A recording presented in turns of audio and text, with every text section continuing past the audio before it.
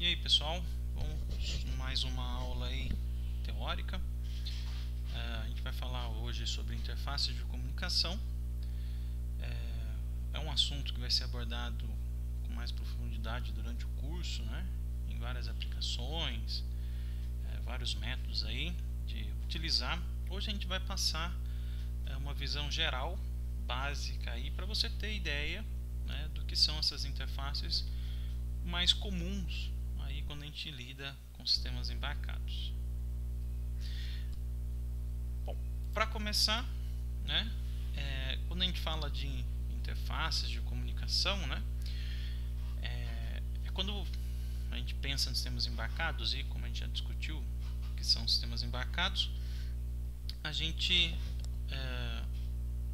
está muito focado em uma solução que é autocontida, né? Então aquela solução, que a gente já conversou várias vezes, teve até discussões aí de como, né, o que é uma autocontida, isolada e tudo mais. Mas mesmo sendo uma solução que ela tem tudo ali nela, muitas vezes a gente precisa de uma interface externa, se comunicar em rede, entre outros dispositivos, né, ou passando para um sistema de software ou até mesmo para outro hardware. Então essa comunicação, né, essa maneira que a gente tem que pensar como a sua solução embarcada vai conversar com a outra, a gente chama de interfaces externas. Pode ser cabeada, sem fio, mas são interfaces externas, né? E isso a gente utiliza recursos que estão diretamente conectados à programação também, né? Então a gente pode usar aí de recursos de interface. E interface, né, a gente lembra principalmente da interface gráfica, né? Mas o que quer dizer esse interface? Interface é uma barreira ali que você tem entre dois sistemas. Por exemplo, a interface gráfica é uma barreira ali que a gente, usuário, se comunica com o software, né? Então lá graficamente tem os botõezinhos e tudo mais. Mas interface é essa divisão que você tem entre dois sistemas e como eles se comunicam, né? Então, por exemplo, até o controle remoto, quando você utiliza com a sua TV, aquela comunicação via controle remoto é uma interface de comunicação, né? O controle remoto é um dispositivo, a sua televisão é um outro dispositivo, né? Esses dois dispositivos têm uma interface, que é a interface via infravermelho, né? Que eles trocam dados ali e se comunicam, tá? E hoje, pensando em internet das coisas e aspectos desse tipo, computação em nuvem e tudo mais, é importante saber que tem uma demanda muito alta por projetos que tenham interface de comunicação externa, tá? Bom, aqui, né, como é que a gente vai trabalhar? Não está limitado só a isso, né, mas eu trouxe aí de maneira geral, né, 3 linhas de interface que a gente vê muito em sistemas embarcados, tá? Inclusive a gente já usou, a gente usa às vezes de uma maneira mais explícita ou menos explícita, tá? Que foi a comunicação serial, por exemplo. A comunicação serial a gente já utilizou, porque quando a gente usa um monitor serial, a gente está usando ele, né? Mas vamos lá. Comunicação serial então é baseado em vídeo de dados simples, né, que são orientados à formação de palavras.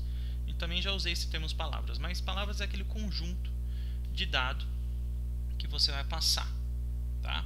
Uma informação. A gente fez alguns exemplos utilizando o serial monitor para ver uma mensagem em tela. Então ele vai passando as palavras lá por byte, né? Então ele vai colocando no terminal todos os caracteres e são impressos lá. Tem a comunicação paralela, que são por linhas de dados, tá? É uma comunicação mais simples, mas de uma outra visão. Ela trabalha, né, com uma segurança aí, né, dessa comunicação paralela. Geralmente é dentro do próprio circuito essa comunicação paralela. Então quando você tem uma demanda ali que tem que ser uma curta distância, muito curta distância, né, só que tem que ser uma alta velocidade. Então é uma coisa que quase fica embutida ali, tá? E obviamente é mais custoso, por isso que é curta distância, como se fosse um barramento, por exemplo, dentro do seu computador. E a comunicação sem fio, né, que é a comunicação que a gente está mais acostumado a ver, né? Nosso celular, nosso computador, tudo está conectado aí via sem fio, né? Wi-Fi, Bluetooth, entre outras coisas aí que nós temos, tá? Ele geralmente depende de uma interface externa ao seu próprio sistema, então tem que ter algum dispositivo lá que faça essa junção para você. Então, sei lá, eu tenho um Arduino e eu quero usar comunicação Bluetooth com o Arduino. Eu posso? Pode. Só que você precisa de um dispositivo externo, né? Essa plaquinha aí Bluetooth para conseguir fazer essa conversão, tá? Vamos conversar primeiro com uma comunicação serial, que essa comunicação serial, né, ela é feita através de uma interface de comunicação, que inclusive é interessante ver que nós temos aqui, né, o transceiver e o transducer, que seria o transdutor, tá? Quando você tem uma comunicação aqui, essa comunicação paralela, por exemplo, que eu falei, a comunicação paralela ocorre dentro do próprio dispositivo, tá? Então, por exemplo, a parte de processamento, o bloco de processamento aqui, ele vai passar para o transceiver a informação que tem que ser passada pelo meio de comunicação, tá? Então, essa comunicação interna ao próprio dispositivo aqui é uma comunicação paralela, né? Isso é feito, né, esse elemento com esse elemento, ele tem uma comunicação dentro de um barramento, por exemplo, tá? Então, é curta distância. Mas agora, quando eu quero enviar um dado de um dispositivo completo para outro dispositivo, por exemplo, como é que eu faço? Então eu preciso traduzir os dados aqui, tá? Então o tradutor aqui, ele vai trabalhar com a comunicação entre um meio, né? Então essa comunicação serial, por exemplo, o seu computador e a sua impressora, tá? Então você tem um cabo ali conectado, né? Mas como é que eles conversam? Tem que ter alguma coisa que você empacota esses dados, manda pelo meio, e quando esse pacotinho chegar aqui, ele tem que ser traduzido, né? Tem que se conversar, tem que ter uma conversa igual. Então suponha que você montou uma caixa com um monte de informação aqui, mandou pelo correio. A pessoa que receber essa caixa, ela tem que saber entender aquela informação, tá? É como se fosse uma carta. Você e uma outra pessoa escreve numa língua que só vocês dois conhecem. Então você passa a carta pelo meio, seria pelo correio, e aqui ele tem que pegar essa carta e entender, traduzir isso de alguma maneira, tá? Então a comunicação serial é uma comunicação que tem uma composição de dados através de um padrão e tem que passar via uma comunicação, tá? Que são os dados serial data, né? E o dado paralelo data, tá? Ok? E a comunicação serial, então, é comunicação bit a bit, que vem uma ideia de uma série de bits 1 a 1. É mais comum a gente falar que a gente tem essa tradução por bytes, né? Então quem estava na nossa aula prática viu que o Arduino, por exemplo, voltando a ele, né, a gente tem naquele monitor serial a passagem do valor em bytes. Então a gente consegue fazer a conversão em caractere colocado em bytes. Então os dados são processados em paralela, então pelo microcontrolador ou microprocessador, tá? E a gente passa essa sequência para o transceptor, tá? O transceptor seria o primeiro elemento aqui, ok? E o transdutor é que ele vai fazer essa tradução. Então ela vai pegar essa informação e empacotar, criar esse formato de mensagem que vai ser passado para a gente.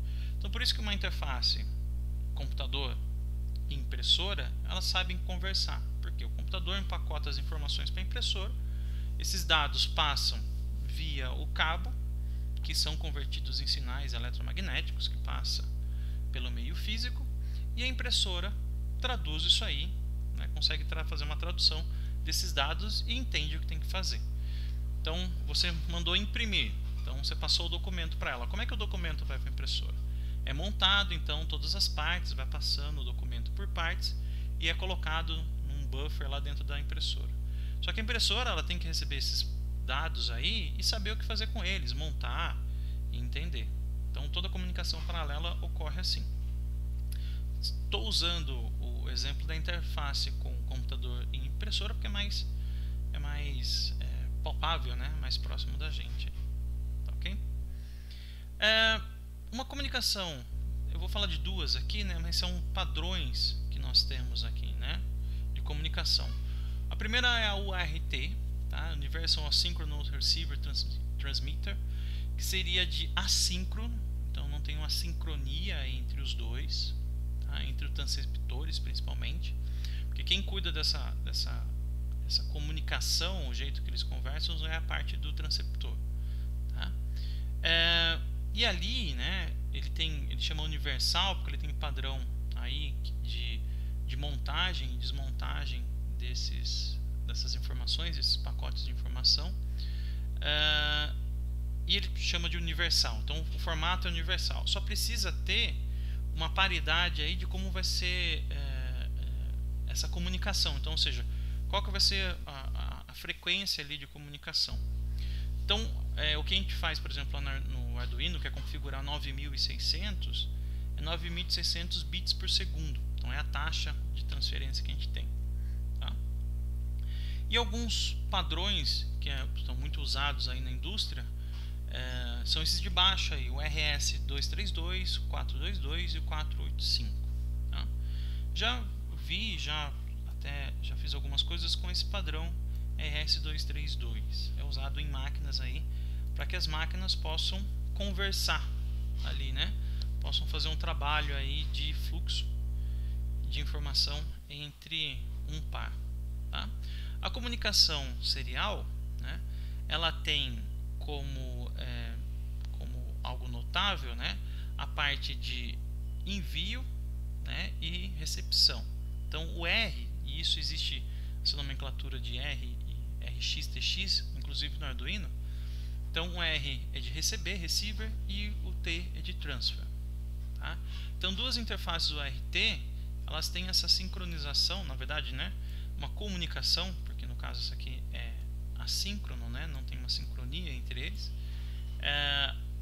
aonde eu tenho, olha, quem transmite, ele tem uma conexão com quem recebe e vice-versa. Tá legal? Então tem que ter uma comunicação aqui pareada, invertida. Olha, esse que recebe é porque está sendo transmitido por um canal, e esse que está transmitindo um canal de recepção ali vai ter que ser pareado.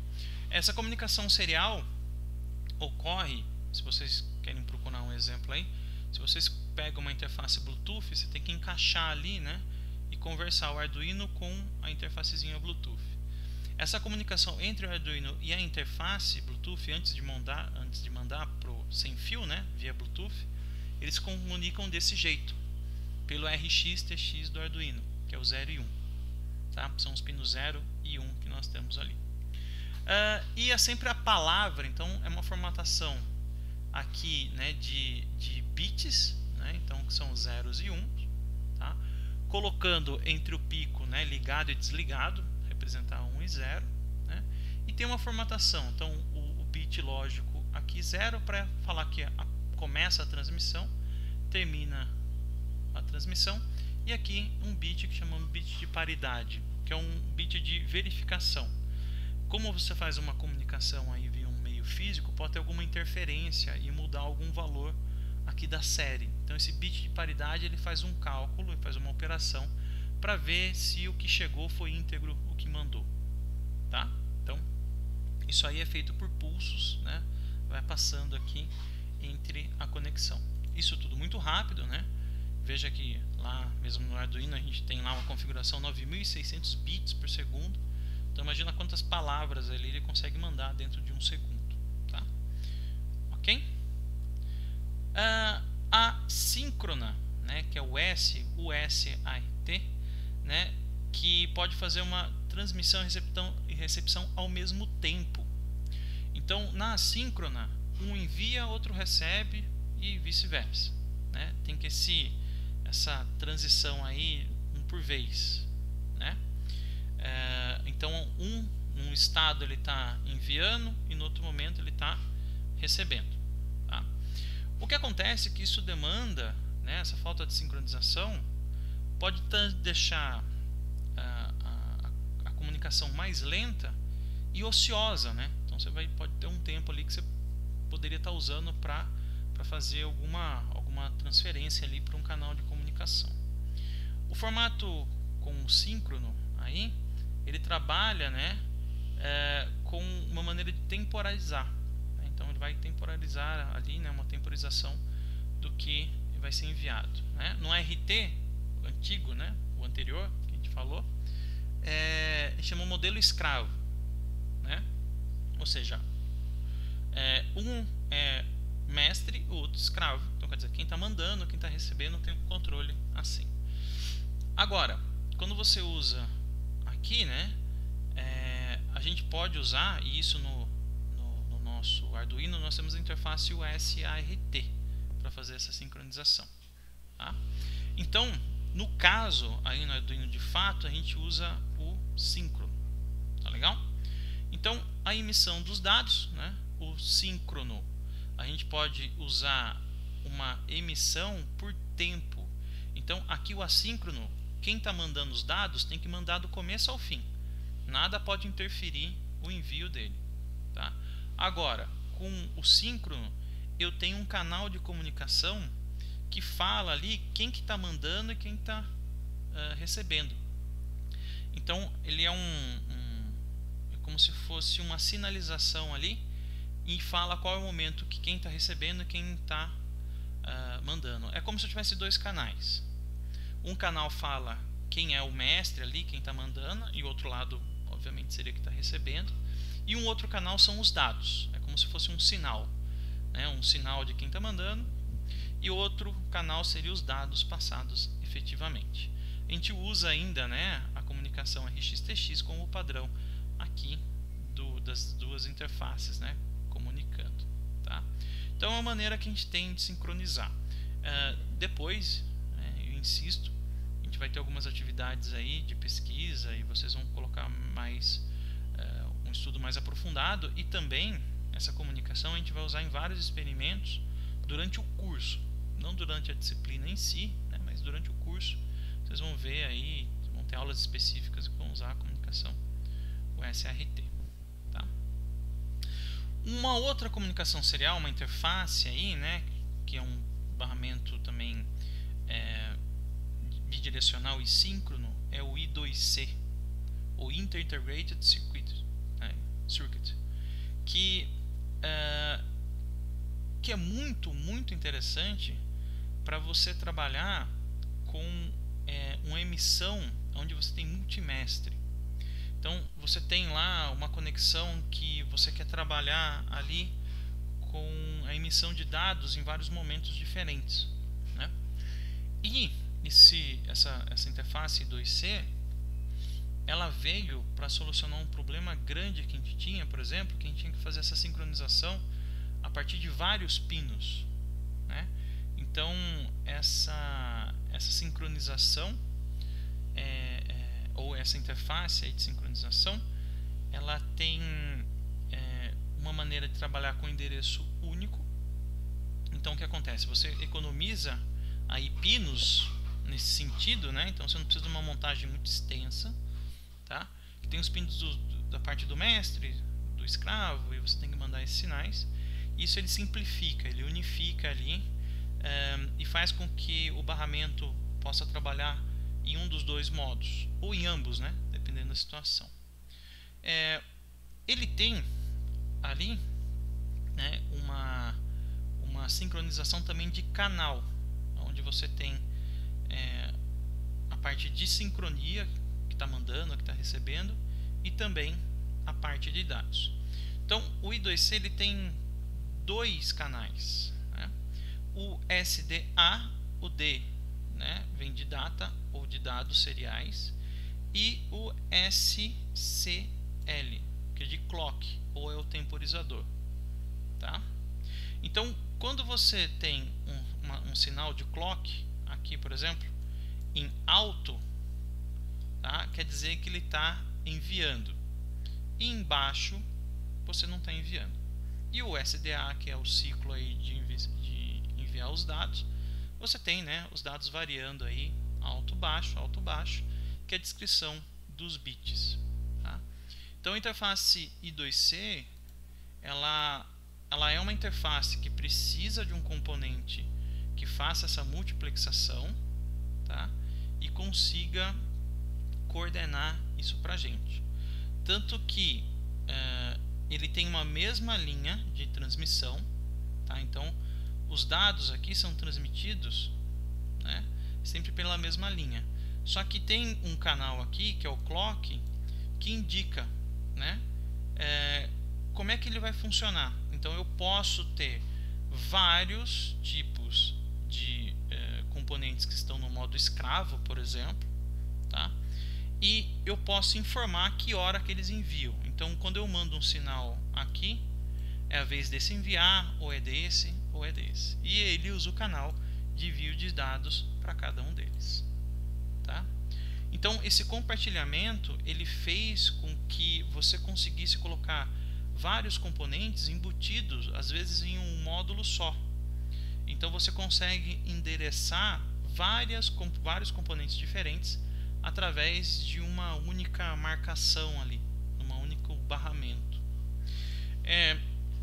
A gente vai ter um vídeo logo mais aí sobre a montagem de um display LCD, né? Que daí eu vou mostrar para vocês a diferença de usar, né, o LCD montado com a interface I2C ou sem ela, né? Então veja, um grande exemplo, um bom exemplo, a gente vê o do display aqui LCD. Esse aqui é um 16:2, né? Vocês vão ver melhor na prática. E geralmente você compra ele de duas maneiras. Ou ele vem já com essa plaquinha aqui em volta, né, que já tem a conexão de alimentação e tudo mais, mas tem essa série aqui com vários pinos, né, ligados a ele. Essa sériezinha aqui de cima, tá? Só que se você comprar ou adquirir esse display LCD com um módulozinho aqui, ó, embutido, geralmente vem atrás já soldado nesses pinos aqui, essa plaquinha ela faz uma tradução aqui do sinal, e esses 4 pinos aqui que a gente usa aqui, eles fazem essa interface I2C. Então ao invés de eu conectar esse monte aqui de pinos para indicar, porque dentro desse componente tem várias coisas, tá? Tem a luz de LED por trás, tem cada conjunto da matriz de LED, tem a formação dos dados que vão ser escritos aqui. Então são várias coisas ali em uma só.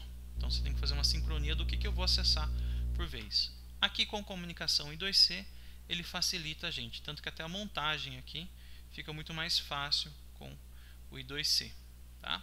São maneiras diferentes de trabalhar, né? Então são conjuntos aí de funções que nos ajudam a criar uma interface de comunicação.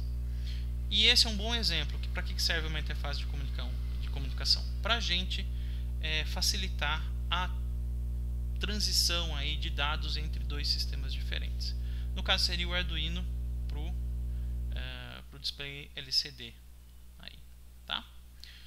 Seguindo, né? Agora falando uma comunicação paralela, né? A gente vê muito dessa comunicação paralela, como eu disse, internamente às próprias placas, aos próprios sistemas, mas a gente tem, por exemplo, comunicação de barramento PCI no nosso computador. Quem aí um pouco mais das antigas que montava computador, né, ou monta aí computador, né, você tem a placa-mãe e você encaixa as placas aí, sei lá, a de rede, a própria memória, a placa de vídeo, em slots ali que estão, né, conectados via um barramento, né? Então esse barramento proporcionou que você tivesse dois componentes que, né, se comunicam, e dando esse exemplo, a placa-mãe com a placa de vídeo, conversando rapidamente ali, né? Ele foi trabalhado muito na indústria, né? Trouxe a possibilidade de a gente ter, né, uma modularidade em vários equipamentos, não só em computador, como também em máquinas industriais, tá? E ela tem uma alta taxa de transmissão. Só que é caro, né? É uma coisa custosa. Mas aí no caso tem que ser necessária. Tem que ter uma taxa de transmissão muito alta e muito segura. Então é um caminho muito curto que o sinal percorre, né? E vale a pena, no caso, adotar esse tipo de interface. Além de padronizar, né? A interface paralela, a PCI, ela está se tornando cada vez mais comum, principalmente porque a gente, em sistemas embarcados, está trabalhando com capacidade computacional cada vez mais alta, por exemplo, com processadores. A gente vai ver ao longo aí também do curso, nas disciplinas, algumas coisas que podem até ter uma comunicação paralela, mas eu trouxe um projetinho aqui que eu achei bem interessante pesquisando, que esse aqui numa série Sanix, que é uma placa que trabalha, veja, ó, tem um protocolo aqui de comunicação serial, tá? Um daqueles que eu falei quando você usar para terminal, esse tipo de coisa. Mas olha essas conexões aqui, além de ter uma série GPIO aqui, dessas interfaces de pino, ele tem umas conexões já prontas e usam essas interfaces aqui, ó. Então essa conexão aqui, ó, vai num slotzinho desse aqui. Então ele vem de uma placa, tá? Uma plaquinha. Essa placa aqui é que tem 8 portas do tipo PCI, Tem 8 portinhas aqui, que você pode, por exemplo, conectar interfaces nela. Tá? Então olha só, essa aqui é uma plaquinha, tá? Wireless, que você pode programar essa placa. Então ela tem aqui interface para acesso a componentes eletrônicos, mas também, ó, se você conectar aqui essa placa, daí você tem um Wi-Fi embutido, tá? Então você pode trazer expansões. Veja que é como se fosse um computador mesmo, tá? Então eu não sei de verdade o quanto vai ser comum a gente ver componentes assim, mas veja que existe até mesmo no mundo embarcado projetos que ainda se utilizam dessa comunicação PCI como um padrão aí de acoplamento, então colocar coisas dentro do sistema, expandir. Muito mais rápida a transmissão, muito mais segura também, porque tem todo um formato aqui para ter essa comunicação interna. Então faça um paralelo aí do seu computador, uma placa de vídeo, por exemplo. Tá? E por fim, uma área que é bastante interessante, atrai muito, que é a comunicação sem fio, que ela é muito extensa. A comunicação sem fio, você pode ter a questão do rádio. Então você pode ter frequências de rádio, inclusive o infravermelho, e frequência é exatamente isso, como é que muda um sinal do outro, como é que a gente muda essas interferências, são a frequência visível que nós temos, tá? E também muita gente fala, por que a gente não faz antenas potentes? Porque existe radiação envolvida, tem a questão da temperatura e tudo mais. Então eu coloquei esse quadro aqui que é bastante interessante, de entender qual é a escala da coisa quando a gente fala de comunicação sem fio. Tá? Aqui hoje eu vou ser mais direto, e falar dos que são mais interessantes para a gente, até mesmo para a gente fazer alguns experimentos mais palpáveis para a gente. Então, falar, por exemplo, do infravermelho, que é uma comunicação sem fio de curta distância. Então você tem uma onda luminosa, discutindo se luz, luz se é partícula, se é onda, então sem fora essa discussão. Então você tem uma frequência aí que está numa faixa que não é visível para a gente, a faixa infravermelho, e funciona, por exemplo, no controle remoto da sua TV, tá? Então a gente tem um diodo ali, se parece com um LED que emite. Então se eu olhar qualquer controle remoto, você vai ver ali que tem um ponto, não qualquer um dá para ver, mas que não tem aquela capinha de proteção, ele parece um LEDzinho, mas ele é um diodo que emite uma frequência infravermelho. Para quem? Para um receptor infravermelho. Então esses dois eles ficam trocando sinal através dessa onda de leitura e escrita, e geralmente esses valores que são mandados é uma pré-programação, que você manda um valor que é convertido em hexadecimal, e o componente do outro lado sabe, opa, esse valor hexadecimal quer dizer aumentar o volume, esse valor hexadecimal quer dizer desligar. Tá? Qual é a vantagem? Mesmo sendo curta distância, ele é muito barato, muito barato. Inclusive você pode encontrar aí opções de emissor e receptor para Arduino muito baixo custo. Tá?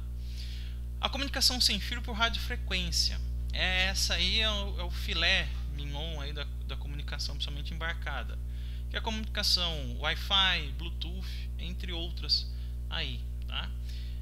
Qual é a vantagem? Ela é muito flexível, né? Hoje a gente tem uma variedade enorme de componentes de transmissão, protocolos, intercomunicação, então são padrões universais, tá? E por outro lado tem um custo um pouco maior, tá? Mas ele expande, então eu posso abrir, né? O que a gente chama de linha visada, que está aqui, é a comunicação infravermelho. É interessante, mas é muito próximo e tem que estar direcionado, né? Agora aqui o Wi-Fi é mais abrangente. E tem várias outras, então vai ter disciplinas também no curso que vão trabalhar especificamente com uma ou outra. Mas duas bem conhecidas: o Wi-Fi, que usa os protocolos de intercomunicação de redes. Então o que você pode fazer de interface de rede aí, cabeada, o Wi-Fi, você pode fazer essa conversão, né, entre esses meios. E é o mais comum, né? É o que também tem uma demanda custo-benefício muito boa. Bluetooth, que tem uma distância menor, mas tem as suas vantagens aí, economia de consumo, né?